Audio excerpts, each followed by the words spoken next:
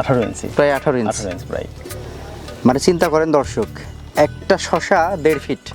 এত বড় শশা সত্ত্বেও কিন্তু যথেষ্ট পরিমাণে ফলন, কারণ এত বড় শশার মধ্যে কিন্তু তেমন কোনো বীজ নেই, তাই নাকি? যে সকল হ্যাঁ, শশা আমরা চাষ করে থাকি একটু বড় সাইজ হলে ভিতরে অনেক বেশি, বাট এইটা দেখেন, এই যে এত বড় শশা, অথচ সেই হিসাবে এখনো মনে হচ্ছে যে ম্যাচিউর কিনে সে সালাদ খাই, আবার তরকারি সবজি হিসেবে তরকারি খাই।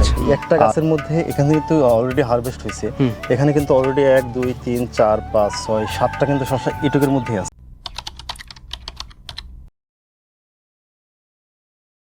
আজকে ছোটোখাটো একটা লাউয়ের খেতে চলে আসছি। দর্শক দেখেন তো কত সুন্দর হচ্ছে লাউ, তাই না? এটাকে দেখে মনে হচ্ছে এটা লাউ।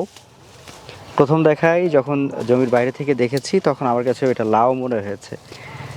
আসলে এটা হচ্ছে শশা, বিদেশি জাতের একটি শশা, আমেরিকান একটি জাত। এই জাতটির নাম হচ্ছে জাম্বু। আমরা এই মুহূর্তে আজকে রয়েছি হচ্ছে দর্শক নাটোরের লালপুরের টিটিয়া গ্রামে। আপনারা কেরালা সিম চাষি হচ্ছে আশরাফুল ইসলামকে বোধহয় আপনাদের মনে আছে।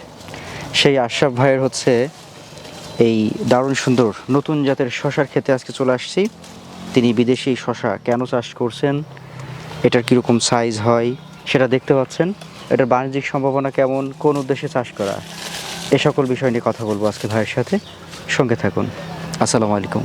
ওয়ালাইকুম আসসালাম ভাই। আশরাফ ভাই কেমন আছেন? আলহামদুলিল্লাহ ভাই, ভালো আছি। আপনি ভালো আছেন? জি আলহামদুলিল্লাহ ভালো রয়েছি। কি চমক দেখালেন আজকে। হ্যাঁ ভাই। আমি কিন্তু এসেছিলাম নাটোরে। জি ভাই। আপনার এই যে বাড়ির পাশ দিয়ে যাওয়া আসা, জি হ্যাঁ, মাঝে মাঝে দান। হ্যাঁ প্রায় আপনি বলেন যে ভাই আসেন একটা চমক আছে, আচ্ছা। বাট আজকে ভাবলাম যাই তো দেখি তো। তো আমি এটা দেখার পরে সত্যি হতবাক হয়ে গেছি, অবাক হয়েছি যে এত বড় সাইজের শশা কিভাবে হয়।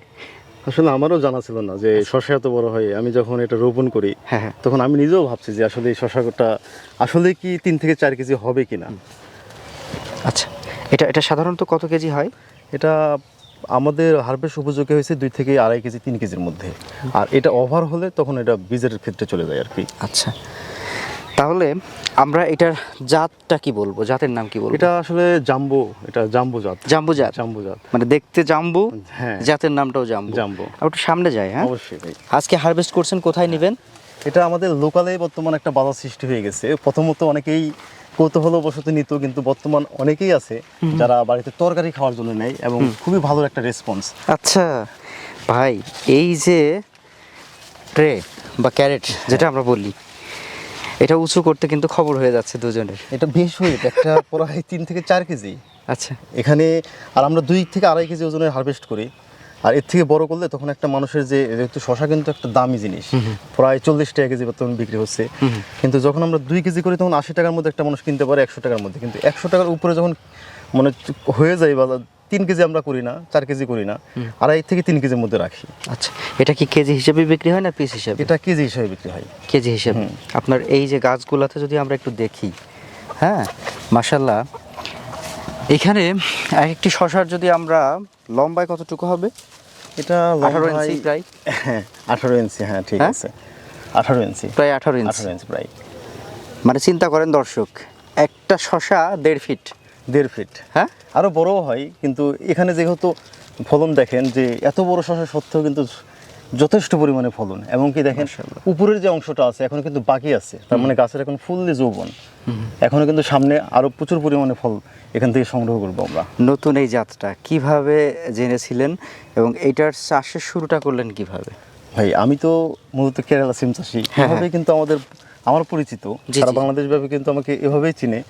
তো আমি যখন ভালো মানের বীজ কেরালা সিমের প্রোডাকশন করি তখন এটা দেশ এবং দেশের বাহিরেও কিন্তু আমাদের এই বীজগুলো চলে যায়। আচ্ছা আচ্ছা। সেই ক্ষেত্রে আমেরিকাতে মূলত এই বীজগুলো আমার কাছ থেকে গত বছর কিছু নিয়েছিল, ওনাদের কোয়ালিটি ভালোর জন্য এবছরও ওরা আমার প্রতি ব্যাপক আগ্রহ দেখাইছে। এবং আমেরিকাতে মাহিনেগুলোতে বর্তমানে ওদের একটা পেজ আছে এবং ওরা ওখানে ব্যাপকভাবে কৃষি, এবং ওদের আবার কানাডা, অস্ট্রেলিয়া, স্পেন এরকম 10 থেকে 15টা দেশ আছে, ওরা ওখানে বীজ প্রোডাকশন, বীজ সাপ্লাই দেয়। তারপর ওদের একটা হিউজ মার্কেট।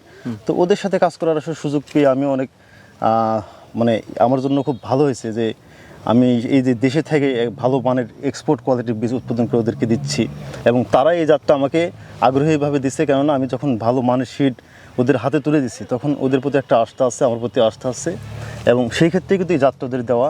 এবং এই জাতটা টোটালি কিন্তু যত বীজ হবে এখান থেকে, এই বীজ কিন্তু ছোটা, মানে এত বড় শশা এখান থেকে কিন্তু বীজ করাটা কিন্তু খুব কঠিন। আমাকে এখনও বলে যে ভাই শশা আছে প্রচুর, তবে সবচেয়ে বড় কথা হচ্ছে আপনি বীজ উৎপাদন করতে পারবেন কিনা। আচ্ছা, কেননা এত বড় শশার মধ্যে কিন্তু তেমন কোনো বীজ নেই। তাই নাকি? হ্যাঁ, এটার মধ্যে কিন্তু বীজ খুবই কম থাকবে।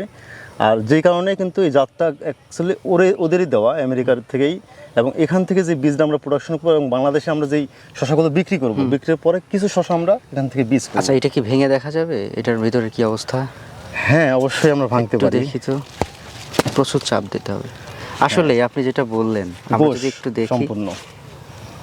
এই যে দর্শক দেখেন, মনে হচ্ছে না যে আমাদের দেশে যে সকল শশা আমরা চাষ করে থাকি একটু বড় সাইজ হলে ভিতরে অনেক বেশি, বাট এইটা দেখেন, এই যে এত বড় শশা, অথচ সেই হিসাবে এখনো মনে হচ্ছে যে ম্যাচিউর হয়নি, না, ছোট হয়নি এটা।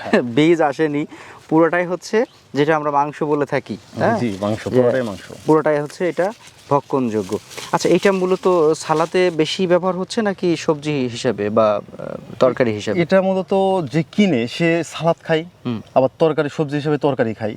আর তরকারি শশা কিন্তু বাংলাদেশে কিছু কিছু অঞ্চলে তরকারি খাই, কিন্তু এটা মানে ওই যে সব অঞ্চলে চলে সব অঞ্চলে চলে না। তবে এটা আমি ভাবছিলাম যে ফার্স্ট টাইম যে হয়তো বা এটা আমার বাজারে ছেড়ে দিতে পারবো না, কিন্তু আমি যেখানে বিক্রি করি, মানে আমাদের লোকাল বাজারে, উনি কিন্তু প্রতিনিয়ত নিচ্ছে এবং বলে যখনই শেষ হয় যে ভাই শশা পাঠান।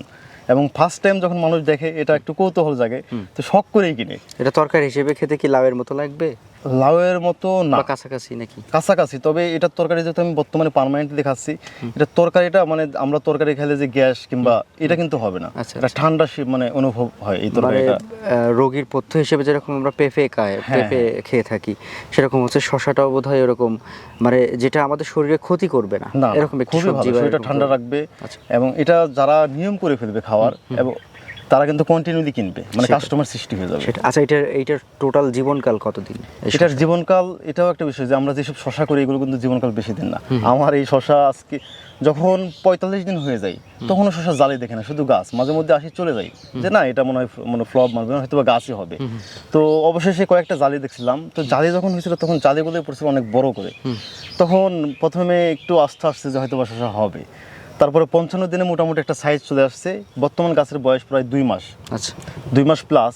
তো হঠাৎ করে কিছু কিছু জালের থেকে যে এত শশা টিকে যাবে, আর এখনো কিন্তু পুরোপুরি এই সাইডগুলো কিন্তু পড়ে আছে। মানে যেহেতু গাছটা অনেক বড় হয়, 10 থেকে 15 ফিট একটা গাছ হয়, এটা কিন্তু 5 ফিটের মধ্যে আছে। তো এই 5 ফিটের মধ্যেই যে শশা ধরছে, এখন উপরের অংশে কিন্তু যায়নি। সেক্ষেত্রে আমি আশা করি যে এইটার জীবনকাল হবে 100 দিন, প্রায় 100 দিন প্রায় হতে 100 দিন হবে। আচ্ছা, প্রথম দিকে যে শশাগুলো এসছে খুবই বড় সাইজের, এখন যে শশাগুলো হচ্ছে এগুলো পরবর্তীতে আশা করছি যেহেতু আরও প্রায় 35 দিন বা 40 দিন জীবনকাল থাকতে জীবনকাল পারে, থাকবে। সেক্ষেত্রে আরও যে শশাগুলো আসছে এগুলোও বড় হতে পারে, সম্ভাবনা আছে অবশ্যই। এবং গাছগুলো দেখেন পুরো সতেজ সবুজ। শশার গাছ কিন্তু একদম লাস্টিং করে না। আমরা হাইব্রিড যে শশাগুলো চাষ করি, আমি নিজেও করি, সেগুলো কিন্তু প্রথমত একদম ছোটোবেলা থেকে কিন্তু জালি আসে। শশা খুব দ্রুত সময়ের মধ্যে শশা ধরে বাজার যেমনই হোক অল্প দিনের মধ্যে কিন্তু হিসাব নিকাশ ক্লোজ হয়ে যায়। কিন্তু এটা যেহেতু একটা, আমি মনে করি যে দেশীয় যেরকম জাতগুলো আছে না, এইরকম একটা জাত যে এটা লং টাইম আমরা কিন্তু এটা হারভেস্ট করতে পারবো। আমরা চাইলে কিন্তু আমরা কিন্তু এটাকে ছোট করেও হারভেস্ট করতে পারবো। যেমন 1 কেজি কিংবা 800 গ্রাম, যেহেতু এটা ফলন কিন্তু খারাপ হয় না, সেক্ষেত্রে আমরা কিন্তু যদি বাজারে চাহিদা থাকে একটু ছোট ছোট, আমরা তখন হারভেস্ট করবো। ভাই, আপনার এই যে শশাটা এত বড় বড় শশা এবং এত ভারী যে ধরে রাখতেও কষ্ট হচ্ছে, আপনার মাচাগুলা কি একটু বেশি হার্ডি বা বেশি মজবুত করা লাগছে কিনা? মাচাটা এটা আমার সিমের মাচা। আপনি গত বছর ভিডিও করে গেছেন। জি জি। তো সিমের মাচার নিচে জাস্ট খালি নিচে চাষ করে মালচিন করে কিন্তু লাগাই দিয়েছে। সেক্ষেত্রে কিন্তু মানে আলাদা যে পরিচর্যা সেরকম কিন্তু এটার মধ্যে করা হয়নি। আচ্ছা, মানে এই মাছাতেই মানে ঠেকাইতে পারছে, তাই তো? এই মাছাতেই ঠেকাইতে পারছি। এটাও কিন্তু আবার সিমের জমি লাগাবো আমরা, কিন্তু সিম লাগাবো। এই মাছাতে আবার সিম উঠবে? হ্যাঁ, সিম দেবো আমরা 15 দিন, জুলাইয়ের মাঝামাঝি সময় কিন্তু আমরা সিম রোপণ করি। তার জন্য খুব দ্রুত সময়ের মধ্যে আমাদের এটা আর কি শেষ করে দেওয়া লাগবে। আচ্ছা, আপনার এই শশাটা মূলত হচ্ছে কোন সময়ে এটা হচ্ছে চাষ করতে হয়? এই শশাটা মূলত এটা মেয়ের শুরুতে আমি করছি। তবে মের আগে যদি করা যায় এপ্রিলের দিকে করলে সবচেয়ে ভালো হয়। এপ্রিলের দিকে করলে তাহলে আমাদের মানে শীতের আগ দিয়ে কিন্তু শসাটা শেষ হয়ে যায়। আচ্ছা আর এটা মূলত 12 মাস, আমাকে যেটুকু ধারণা দিচ্ছে যে 12 মাস করা যায় এটা, মানে বছরের যে কোনো সময় যে চাইলে কোনো সময় করা যায়। যেহেতু একটা ব্যাপার আছে এখানে, কারণ আমাদের বাংলাদেশে একসময় কিন্তু শসার ব্যাপক ক্রাইসিস থাকে, সেই সময় কিন্তু সাইজ দেখবে না, যে শসা দেখবে, শসা কোথায়, শসাই পাওয়া যায় না। আমরা যদি সেই টাইমগুলোতে এই শসাটাকে জাস্ট এখান থেকে আমি বীজ হারভেস্ট করে যদি 3টা মাস রেস্ট দিই, তাহলে আমি 3 মাস পরে কিন্তু এই বীজটা কিন্তু আমরা রোপণ করতে পারি। আমরা যদি 33 শতকের 1 বিঘা এই শসা চাষ করতে চাই, তো সেক্ষেত্রে আমাদের কতটুকু বীজের প্রয়োজন পড়বে, এটা ধারণা দিতে পারবেন কিনা? এটা যদি 33 শতক জমিতে আমরা চাষ করি, তাহলে বীজ লাগবে 30 থেকে 40 গ্রাম বীজ লাগবে। 30 থেকে 40 গ্রাম। কতটুকু দূরত্বে করতে হবে? এটা দূরত্ব আমরা যেটা দিয়েছি 1.5 ফিট, তবে 2 ফিট পর পর দিলে বেটার হয়। 2 ফিট ডাবল লাইন আছে এখানে, 2 ফিট পর পর একটা করে 2 ফিট চারা। পর পর 2 ফিট পর পর চারা। আপনি বেড থেকে বেডের দূরত্ব কিরকম দিয়েছেন? এটা আমার বেড থেকে বেডের দূরত্ব 7 ফিট। 7 ফিট। আচ্ছা, সেক্ষেত্রে আপনার কি এইটা হিসাব করা হয়েছে যে এখন পুরো জমিতে কতগুলা গাছের সংখ্যা থাকতে পারে, এরকম কোনো হিসাব? এখানে 500 প্লাস। 500 প্লাস। চাষ করছেন কতটুকু জায়গা? এখানে 18 থেকে 20 শতক জায়গায়। 18 থেকে 20 বীজ শতক। খুবই কম লাগে পরিমাণে। খুবই কম। হ্যাঁ। আচ্ছা, এই যে এই শসাটা যদি এখন আমরা ধারণা করতে চাই, তাহলে এটার ওজন কিরকম হতে পারে? এটা 2 কেজি প্লাস। 2 KG plus. বর্তমান যে বাজার দর, সেই হিসেবে এটার দাম কত? বর্তমান যে বাজার দর আছে এর মধ্যে 80 টাকা। 80 টাকা? হ্যাঁ, 40 টাকা কেজি বর্তমানে শসা আমাদের। মানে একটা শসার দাম 80 টাকা? 80 টাকা। একটা গাছে যদি অন্তত একটা শসা থাকে, সেটাও কিন্তু অনেক বড় ব্যাপার। অবশ্যই। যদি সেই শসাটা 3 থেকে 4 কেজি ওজন হয়ে যায়, তাই না? এই যে একটা গাছ না এখানে, এখানে কিন্তু আর গাছ নেই। আচ্ছা, এই একটা গাছের মধ্যে এখানে কিন্তু অলরেডি হারভেস্ট হয়েছে। এখানে কিন্তু অলরেডি 1 2 3 4 5 6 7টা কিন্তু শসা এটুকের মধ্যেই আছে। আচ্ছা, বীজগুলো বাদ দিলাম, এখনো পর্যন্ত 7টা আছে এখনো তার পর্যন্ত। মানে একটা গাছ থেকে 10 কেজি শসা মানে নামবে যদি ছোট সাইজের তুলে। আর বড় তুলে তো আর একটু বাড়বে প্রোডাকশন। আচ্ছা, এটা কি একবারই হয় নাকি পুনরায় হতে পারে এরকম? এটা একবার হয় বলতে কি, এটার যেহেতু মেয়াদ কাটাটা বেশি, এখানে শসা ধরছে, এই শসাগুলো আমি তোলার পরে কিন্তু এই সাইডে যে জালিগুলো আছে, এই জালিগুলোর মধ্যে কিন্তু আবার শসা উঠবে। আচ্ছা হবে। হ্যাঁ। আচ্ছা, রোগবালাই কেমন পেলেন? রোগবালাই খুব কম। খুবই কম। কেননা দেখেন, আমরা যে সময়টাতে শসা রোপণ করছি, এই সময় কিন্তু সর্বোচ্চ তাপমাত্রা কি হয় 44-এ চলে যায়। আবার অতিবৃষ্টি, এই টানা বৃষ্টি চলতেছে কোথাও কোথাও। তো এই যে 2 ধরনের একটা ওয়েদার, এদিক দিয়ে তাপমাত্রা বেশি, এদিক দিয়ে দিয়েছে মানে ঘন বৃষ্টি। ওয়েদারটা কিন্তু ব্যাপক আপ ডাউন করতেছে। তার মধ্যে কিন্তু গাছগুলো দেখেন কত সুন্দর সতেজ সবুজ। এবং আমি কিন্তু এখানে বাড়তি তেমন পরিচর্যা করি নাই। যেমন ফেরোমন ফাঁদ আছে, কিছু ইউলিক স্টিক আছে, এগুলো দিয়ে মানে মাছি, সেটা হচ্ছে সবচেয়ে খারাপ একটা জিনিস। হাল ফুটাই দিলে কিন্তু এই দিয়ে ঘুরতেছে। হ্যাঁ, এটা সবচেয়ে ক্ষতি করে। এই জিনিসগুলো কিন্তু দমন করার কারণে আমার গাছগুলো কিন্তু খুব সুন্দর আছে। মাঝে মাঝে 2-1টি স্প্রে দিই। আচ্ছা, তো এখন যদি আমরা সর্বশেষে এসে বলতে চাই যে এই শসার বাণিজ্যিক সম্ভাবনা কেমন দেখছেন? এটার বাণিজ্যিক সম্ভাবনা কি বলবো, যদি বাজার স্থানীয় যে এলাকাতে স্থানীয় বাজার যদি কেউ সৃষ্টি করতে পারে, তাহলে আমি মনে করবো জমিতে যত জায়গায় ঘুরবে শুধু 100 টাকার নোট ঝুলবে। তাই নাকি? একটা শসা 100 টাকা। আচ্ছা। আবার সবচেয়ে বড় বিষয় যে আমাদের শহরে, ঈশ্বরদী শহর, যেহেতু আমাদের মুখোশ, এটা আমাদের সবচেয়ে কাছে। এই ঈশ্বরদী শহরে না হলেও বিরিয়ানি হাউস থেকে শুরু করে বড় বড় রেস্টুরেন্ট, হোটেল এরকম অনেক আছে। এখানে রাশিয়ানরা কিন্তু কৌতূহলবশত এটা কিনে, কারণ এটা দেশের বাইরে। কারণ আমাদের এখানে 5000 রাশিয়ান আছে। আমার এটাই মূলত টার্গেট ছিল যে রাশিয়ানদের এই জিনিসটা যদি আমি ওদের হাতে ধরাই দিতে পারি, একটা ভালো টাকা পাবো। ওরা কিন্তু টাকা দেখে না। আচ্ছা আচ্ছা। তো আমি যে হোটেলগুলোতে কথা বলছি, এখনো আমি মাল ওদেরকে দিতেই পারি নাই, যে ওরা 20 কেজি 1 মণ এক দিনের ওদের চাহিদা। আচ্ছা। আর ওরা নেওয়ার কারণটাই হচ্ছে, যদি শসাটা ওদের কথা একটাই যে ভাই তিতো হওয়া যাবে না, মিষ্টতা লাগবে। আর আমি তো ওটাতে খেয়ে দেখলাম মিষ্ট। ওরা কাটে, মানে যে শসাটা কাটিং করবে, মানে যে সালাদ বানাবে, এতে কিন্তু বিশাল একটা সুবিধা। ছোট ছোট শসা কিন্তু ছোলা ঝামেলা, একরা ঝামেলা। আর এই শসাগুলো কিন্তু হোটেলে খুবই চাহিদা। তার মানে আমার 5টা হোটেল ধরলে প্রতিদিন দেখা গেছে 3 থেকে 4 মণ শসা কিন্তু আমি বিক্রি করে দিতে পারতেছি। আচ্ছা। মানে বেচার জন্য কিন্তু আমার বেশ কয়েকটা অপশন আছে। সেক্ষেত্রে আমরা বাণিজ্যিক সম্ভাবনাটা এটাকে পজিটিভ বলতে পারি 100%। আচ্ছা, 100%। সবশেষে দর্শকদের উদ্দেশ্যে কিছু বলবেন? দর্শকদেরকে শুধু বলবো যে যেহেতু আমাদেরকে অনেক কেরালা সিম থেকে চিনে, ইতিমধ্যে আপনি হয়তো বা আমার কেরালা সিম, বেগুন, এটা আমি স্থানীয় বেগুন চাষ করি, কিন্তু এটা কিন্তু জনপ্রিয়তা অনেক উপরে গেছে। আমরা কিন্তু কোনো কিছু বীজ টিজ কিছু দিতে পারি নাই। তার মধ্যে শসা নিয়ে আসছি।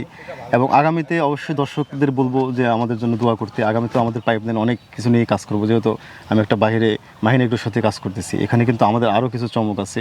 এবং আমাদের যে স্থানীয় জিনিসগুলো চাষ করি, এটা কিন্তু দীর্ঘমেয়াদী। এটা কিন্তু F1 এখানে কোনো হিসাব নেই। এখানে আমরা কৃষক, আমরা নিজেরা বীজ প্রোডাকশন করে কিন্তু কৃষকের হাতে তুলে দিচ্ছি। এবং এই যে জাতগুলো আছে, আমি যে নির্ভরশীল কিছু জাত চাষ করি, এবং আমার কিন্তু মোটামুটি কিছু পজিটিভ দিক আছে। অনেকেই কিন্তু আমাকে এই কেরালা সিম থেকে চেনা শুরু করছে। তবে আমি মনে করি যে আমার এই শশাটাও কিন্তু একটা বাণিজ্যিক জাত হবে। অবশ্যই বলবো না যে এটা যে কোনো এলাকাতে রিস্ক নেওয়ার জন্য, অবশ্যই যে ওই এলাকাতে যদি এই শশার চাহিদা সৃষ্টি করতে পারে তাহলে এই শশাটা অবশ্যই একটা লাভজনক হবে। কেননা এখান থেকে হিউজ পরিমাণে যদি এখন এক টানে শশা তৈরি কয়েক টন শশা তোলা যাবে। আচ্ছা, এই পুরো জমিতে শুধু শশা আর শশা আছে। তো সবাই ভালো থাকবেন, সুস্থ থাকবেন। আশরাফুল ভাই, আপনাকেও ধন্যবাদ সময় দেওয়ার জন্য। আপনাকেও সামনে ধন্যবাদ। দেখা হবে আপনি ইনশাআল্লাহ। অনেক ব্যস্ততার মধ্যে যে আমাকে স্মরণ করছেন কিংবা আমার এদের শশা জমিতে আসছেন, এটার জন্য আপনি অনেক অসংখ্য ধন্যবাদ ভাই। জি, ভালো থাকবেন। আসসালামু আলাইকুম। ওয়ালাইকুম আসসালাম।